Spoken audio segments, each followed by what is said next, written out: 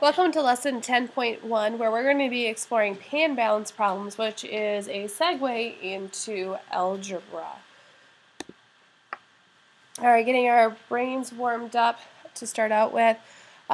56 divided by 8. You're going to think about that famous saying of 8 times 7 is, okay, 56. 6 divided by 3 is 2. 81 divided by 9 is 9. Okay, if you struggle with your division facts, remember 8 times what is 56? 3 times what is 6? 9 times what is 81? Reviewing with zeros. How many times does 8 go into 56? Well, we can use our knowledge of 7, and we have to add our zeros, 700.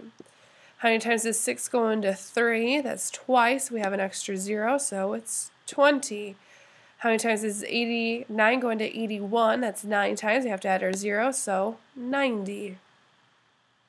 Looking at our next one, 5,616 divided by 8. Seems like a difficult problem, but how many times does 8 go into 56? Well, that's 7.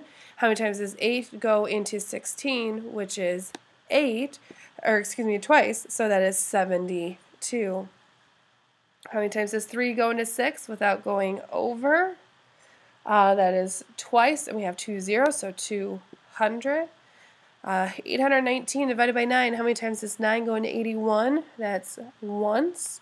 Or excuse me, 9 times. And then how many times does 9 go into 9, which is once? So 91 for an answer there. All right.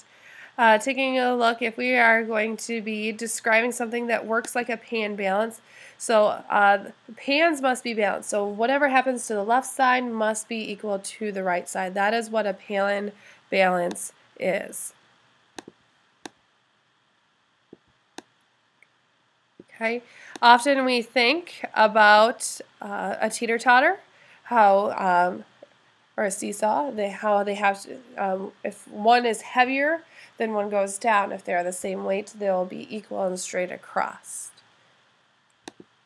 And that is what we're going to be trying to achieve, is that equal balance. Okay, so our goal is going to figure out the weight of a single pattern block in terms of paper clips.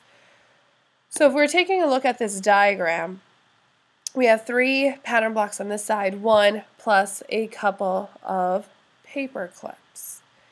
We know that if we have 1 on each side, they kind of cancel each other out. And we're going to add clips until it is completely equal to each other. Then whatever that is equal to, we'll add up how many paper clips there are and then divide it by 2, since we have 2 pattern blocks. That way we will know how much each pattern block is equal to.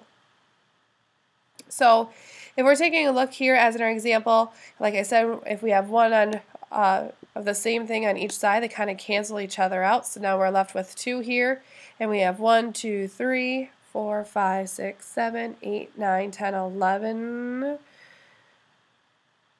paper clips, 12, 13, 14, 15, 16, 17, 18, 19, 20, 21. So we know that we have 21 over here. So if we're thinking about each block, we have to divide our number of 21 into 2 equal groups. And so a lot of us can say, well, 10 and a half plus 10 and a half is going to be equal to 21. So each shape is equal to 10 and a half. All right, and this is going ahead and just showing how it is kind of balanced by removing half of what was there. And so we can see that what is going to be left in the end. And so that we see that it is going to be 4, 8, 10, and a half of a paper clip.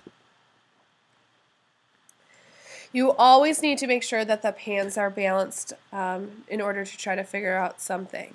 Okay, so if we're taking a look, if we had 10 paper clips and let's say 5 pencils, okay, we're going to go ahead and try to figure out what each pencil is equal to again. So if we had added 40 paper clips, 10 of them, excuse me, 10 of the 40 could be removed because we have 10 over here, so they cancel each other out. So now we're going to be left with 30 paper clips over here. And if you see that there are 2 pencils on this side, 2 pencils on this side, leaving 3 pencils. So 3 pencils, 30 paper clips. How many are each equal to? And if you said 10, you are correct. Okay, so once again, this is just showing kind of what I briefly described, where we are taking away, if we had 2 on this side, we can take 2 away on that side. We're left with 1 of the pens, and so forth. All right, just a little funny cartoon to get us started on pan balances. Easter is coming up. Oh.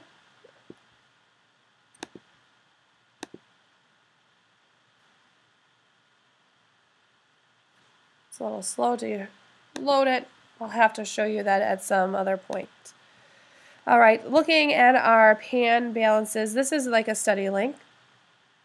So if we were going to head to get started with this one, first take a look at what is it asking us. One triangle weighs as much as how many squares?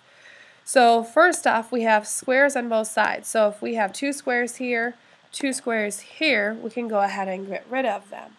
Now we're left with 2 triangles and 6 squares. So since we have 2 triangles, we need to make the other side into 2 equal groups. So we can say 1 group, 2 groups. So 1 triangle would be equal to 3 squares. Taking a look at 1 cube weighs as how many marbles? Well, we have 10 blocks and 3 marbles. So let's go ahead and first get rid of some of our blocks. We have 6 blocks here. So let's get rid of 6 here. Get rid of 6 on this side. You have to, whatever you do to one side, you have to do to the other side. So now we're left with 4.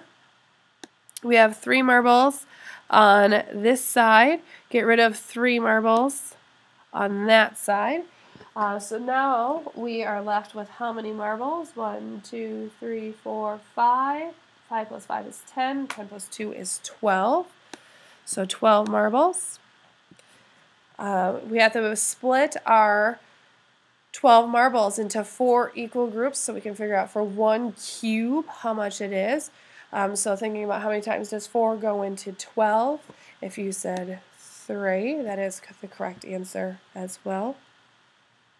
Next one, it says 2 cantaloupe weigh as much as how many apples? Well, if we take a look at our pan balance and what it tells us, it says that half a cantaloupe is equal to 1, 2, 3, 4, 5, 6, 7, 8, 9 apples.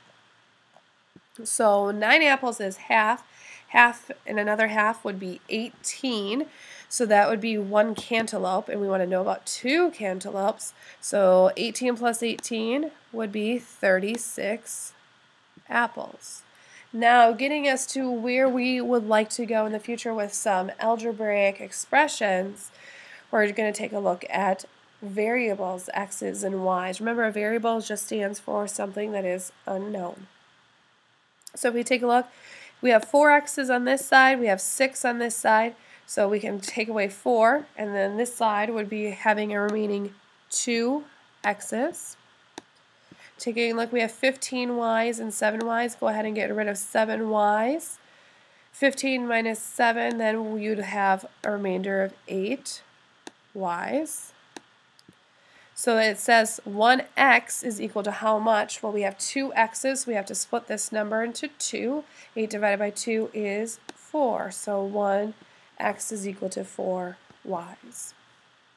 Last example, we want to know a b weighs as much as how many m's? So go ahead and see what we have in common. We have 3 m's. Let's go ahead and get rid of 3 m's on both sides. So we're left with 6 m's. 3 b's and 1 b. So if we get rid of 1 b, we have 2 b's left. So it says 1b is equal to how many m's? We have two groups here, so we need to split this number into 2. 6 divided by 2 is 3. For your math journal, you're going to be starting out with objects. Think about what it's asking you to do to start out with. Remember, canceling out whatever's on this side with that side. We wouldn't want to take away, here's 3, 6, 9, 12, 15. We don't want to take away 15 marbles because there are not 15 marbles on this side. You can only take away as much as that are on both sides. And then eventually, as you get going on to page 334, you're going to get to some variables as well. Big ideas are just to keep both sides of the balances equal, not taking more away than is actually there. If you follow those steps, you will definitely be successful in today's lesson.